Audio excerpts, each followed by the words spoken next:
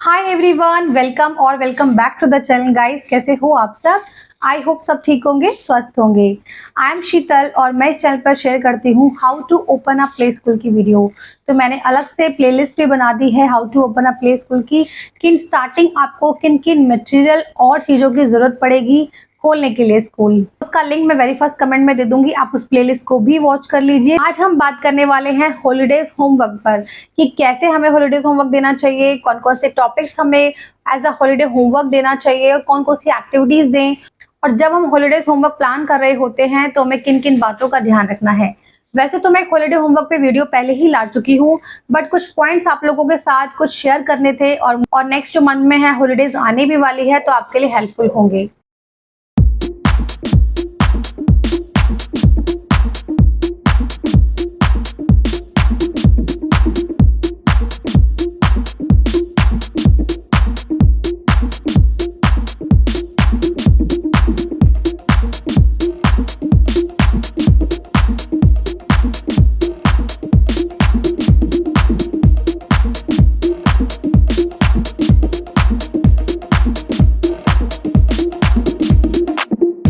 Holidays homework पे बात करने से पहले बताना चाहूंगी कि हॉलीडेज हमें कब रखनी चाहिए।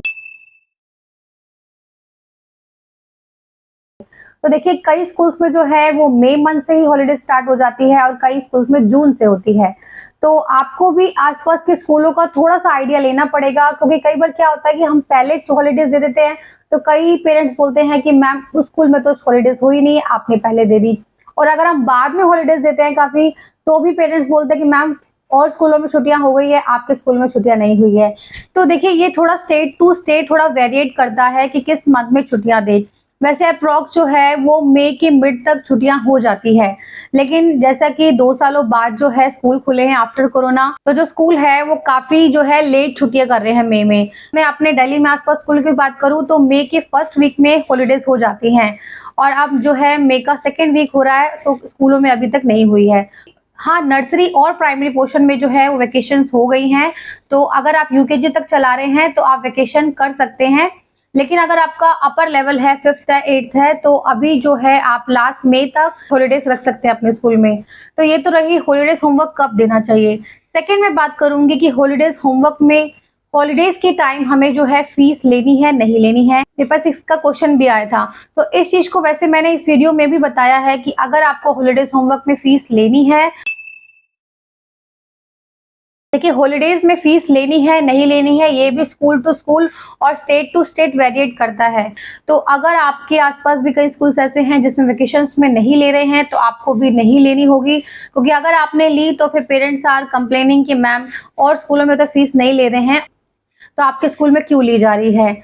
और कई पेरेंट्स मैंने नोट किया है at the time of admission भी पूछते हैं, अगर वो अप्रैल मंथ में एडमिशन करा रहे होते हैं या मई में करा रहे होते हैं कि मैम हमें छुट्टियों में तो नहीं फीस देनी होगी, हम जो है फिर जुलाई से ही करवा लेंगे। तो इन चीजों का जो आंसर है आपको खुद ही देखना पड़ेगा कि आपके आसपास के स्कूलों में फीस ली जा रही है, तो अगर ली जा रही है तो आप भी लीजिए, और अगर नहीं ली जा रही है तो फिर आपको भी जो है नहीं लेनी होगी। अगर आप वेकेशन में फीस नहीं लेंगे तो आपका क्वेश्चन हो सकता है कि मैम अगर फीस ही नहीं आएगी तो हम जो और खर्चे हैं वो कैसे निकालेंगे, लाइक टीचर सैलरी है, बिल्स हैं, और भी बहुत खर्चे होते हैं स्कूल में। तो देखिए, मैं एक सेकेंड ऑप्शन बताना चाहूंगी। अगर आप फीस नहीं लेते हैं या फिर ले भी रहे हैं तो दोनों ही केस में आप जो है समर कैंप लगा सकते हैं। तो समर कैंप जो है आपके खुद के स्कूल के स्टूडेंट्स तो होंगे ही होंगे, प्लस जो है आपके आसपास के स्कूलों के बच्चे और जो आसपास के नेबर्स हैं, आपके जो अदर स्कूल्स के बच्चे भी आ जाते हैं। तो इसको कैसे ऑर्गेनाइज करना है, इसमें कौन कौन सी एक्टिविटीज आपको रखनी चाहिए, मैं कहूंगी आपको आप ये वीडियो देखिए। इस वीडियो में मैंने कंप्लीट बताया है समर वेकेशंस पे कैसे एक्टिविटीज रखनी है, कौन कौन सी एज में रखनी है, किस एज के बच्चों को कौन सी एक्टिविटीज कराएं, क्या फीस स्ट्रक्चर हो समर कैंप में। तो कंप्लीट वीडियो है, तो आप ये वीडियो देख लीजिए। इसका लिंक जो होगा मैं वेरी फर्स्ट कमेंट में दे दूंगी।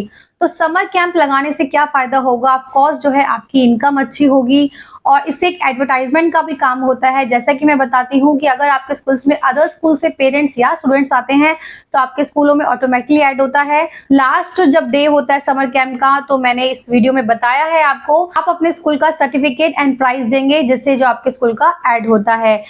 अब मैं कुछ टिप्स बताना चाहूँगी, जब हॉलिडेज़ होमवर्क बना रहे हैं, तो आपको ये माइंड में ज़रूर रखना चाहिए, जो है इम्पोर्टेंट पॉइंट्स है while you are making the nursery class holidays homework. तो नर्सरी में जो है तीनों ही क्लासेस आ जाएगी, play group, nursery, LKG, UKG, ये सारे जो है अपने नर्सरी पोर्शन से रहते हैं। प्राइमरी जो होता है वो फर्स्ट से स्टार्ट होता है। तो इन क्लासेस का होमवर्क बनाते समय हमें किन-किन बातों का ध्यान रखना चाहिए, आइए बात करते हैं।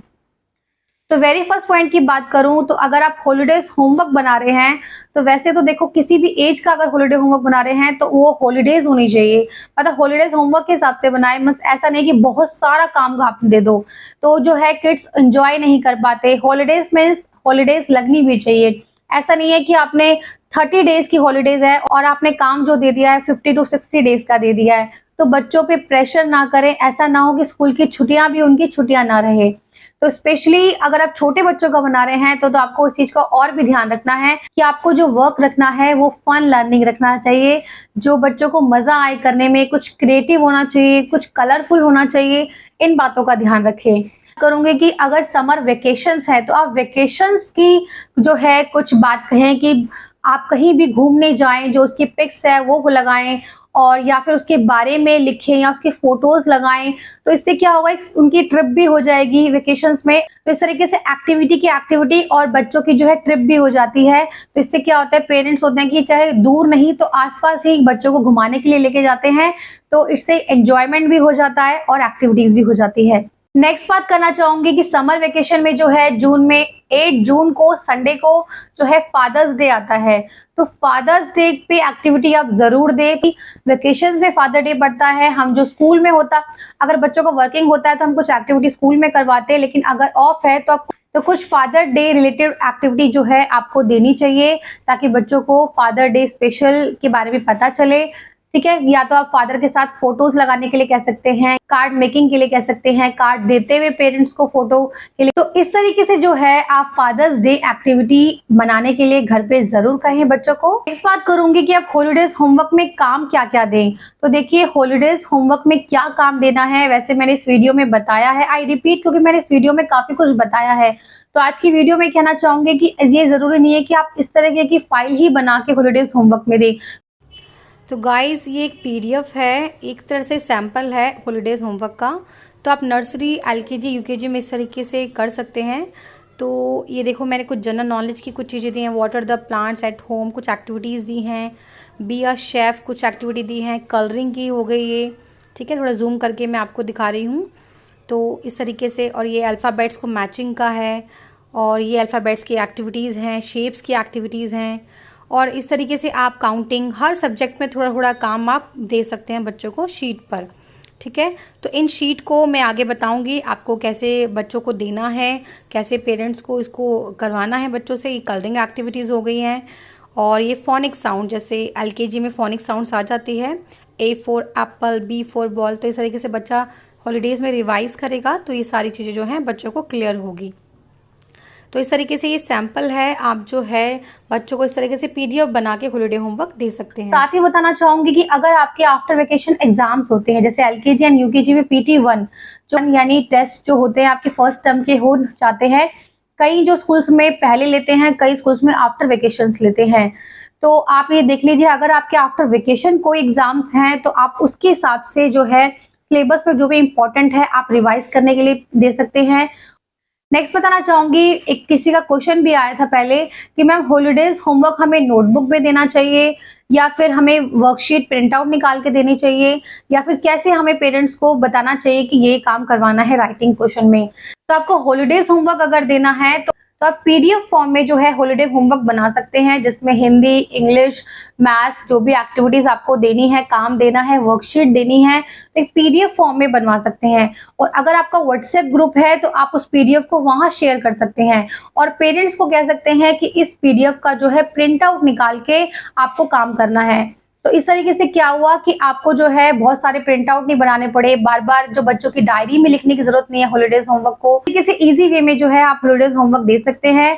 अगर आप व्हाट्सएप ग्रुप में नहीं देना चाहते तो अगर आपको कोई वेबसाइट है तो वेबसाइट पे बिल्कुल अपने जो है अपलोड कर दीजिए PDF को, तो वहां से जो पेरेंट्स है वो डाउनलोड कर लेगा और जो वर्कशीट रहेगी उस पर काम कर लेगा।